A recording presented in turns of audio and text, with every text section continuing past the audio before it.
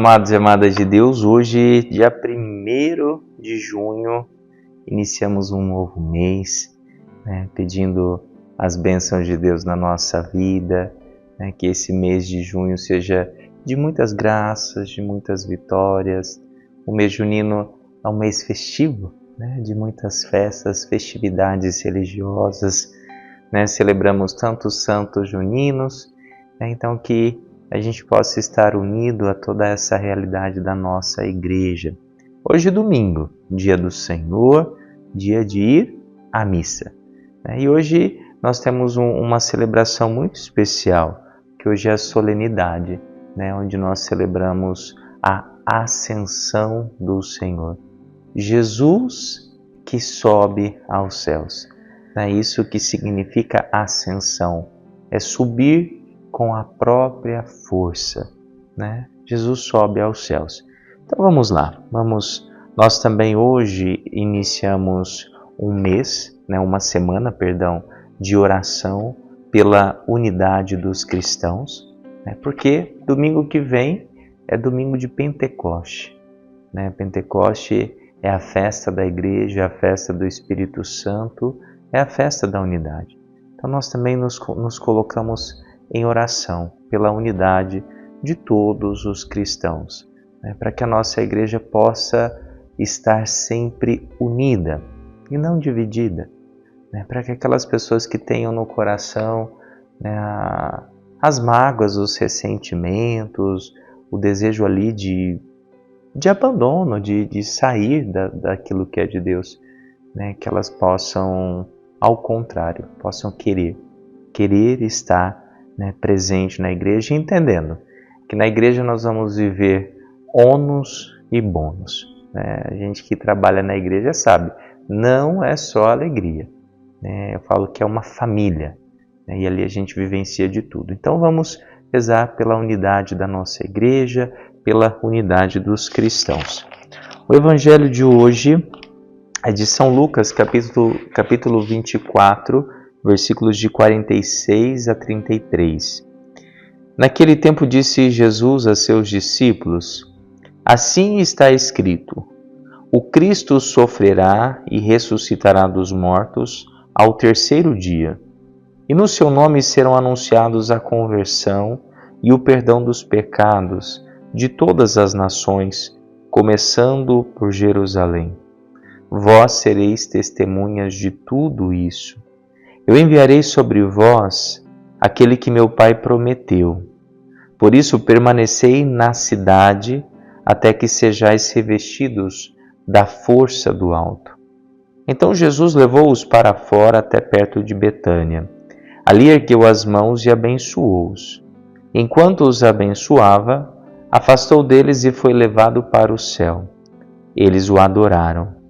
Em seguida voltaram para Jerusalém com grande alegria e estavam sempre no templo, bendizendo a Deus. Palavra da salvação, glória a vós, Senhor. No Evangelho de hoje nós temos todo o resumo da missão de Cristo. Qual que é a missão dele? O Cristo sofrerá, e aqui a gente está olhando para a paixão, e a morte, sofrerá, morrerá, mas ressuscitará dos mortos ao terceiro dia. Então aqui nós olhamos para a Páscoa. E no seu nome serão anunciados. Então depois da morte de Jesus, da ressurreição de Jesus, entrou a missão da igreja. A igreja que se coloca em missão, que não deixa esse fato ser esquecido como um fato do passado, não. Mas a igreja que se coloca ali a anunciar. Mas anunciar o quê? A conversão e o perdão dos pecados a todas as nações. Ou seja, conseguir anunciar que, através da morte e ressurreição de Jesus, todo o pecado foi perdoado. E aí entra a nossa conversão, a nossa mudança de vida, o nosso desejo de ser melhor. Aí entra a nossa parte. vós sereis testemunhas de tudo isso. Então aí Jesus coloca, vocês vão ser testemunhas de tudo isso porque vocês que vão testemunhar, vocês quem vão anunciar, vocês que vão, proclamar a conversão das pessoas. E essa é a missão nossa, a missão da igreja. E é por isso que nós devemos buscar a conversão a cada dia, para que tudo aquilo que Jesus sofreu não seja em vão. Não seja em vão. Aí ele fala, eu enviarei sobre vós aquele que meu Pai prometeu, o Espírito Santo, o Paráclito, que nós vamos celebrar no domingo que vem, domingo de Pentecostes. Por isso permanecei na cidade até que sejais revestidos da força do alto. E ali eles tinham que permanecer para este momento do Pentecostes. Quando os discípulos estavam reunidos com Maria, e ali desceu do céu línguas de fogo, onde os discípulos ficaram cheios do Espírito Santo. E diante de tudo isso, enquanto os abençoava, Jesus afastou-se deles e foi levado para o céu. Então, o Evangelho apresenta esse momento onde ele é levado para o céu. E qual que é o ponto principal dessa passagem? É Jesus que sobe ao céu, e ali agora ele entrega o bastão a nós, aos apóstolos, aos discípulos. Então ele sobe, agora vocês é que vão proclamar, o bastão está com vocês, vocês serão minhas testemunhas, vocês irão anunciar a conversão. Então é onde ele passa o bastão para os apóstolos, entra a missão da igreja. A igreja agora tem essa missão. Quando a gente pega a primeira leitura também traz a ascensão, na leitura dos Atos dos Apóstolos. E ali, durante a refeição, deu-lhes esta ordem: não vos afasteis de Jerusalém, novamente, vós, porém, sereis batizados com o Espírito Santo dentro de poucos dias, o Espírito Santo prometido, para o dia de Pentecostes.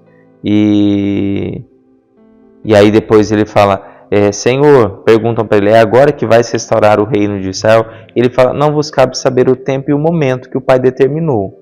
Não cabe a nós ter este conhecimento. Mas recebereis o poder do Espírito Santo, que descerá sobre vós para serdes minhas testemunhas.